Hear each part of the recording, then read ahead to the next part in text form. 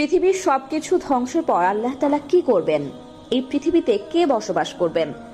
আবারও কি নতুন করে অন্য কোনো জাতিকে এই পৃথিবীতে পাঠাবেন আল্লাহ তাআলা? এমন প্রশ্ন অনেকের মনে উকি দিচ্ছে। এ নিয়ে পবিত্র আল কোরআন কি বলে? আমরা সকলেই জানি কিয়ামতের পর এই পৃথিবীর সবকিছুই ধ্বংস হয়ে যাবে। তবে আজকের আধুনিক বিজ্ঞানীরা অনেক গবেষণা করে সেই একই কথা জানিয়েছেন, যা পবিত্র কোরআনে 1400 বছর আগেই বলা হয়েছে। প্রিয় ভাই ও বোনেরা, আপনি মুসলিম হলে ভিডিওটি অবশ্যই শেয়ার করবেন এবং অন্যদেরকে দেখার সুযোগ করে দেবেন। তো বেশি কথা না বলে শুরু করি আজকের ভিডিও। আল্লাহ তাআলা সূরা আর রহমানের 26 ও 27 নম্বর আয়াতে বলেছেন, হে রাসূল, আপনার মহিমাময় ও মহানুভব পালনকর্তা ব্যতীত পৃথিবী পৃষ্ঠে যা কিছু রয়েছে সবই ধ্বংসশীল।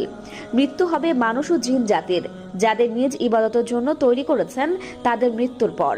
আল্লাহ তাআলা কি করবেন? অন্য কোনো জাতিকে কি পৃথিবীতে পাঠাবেন?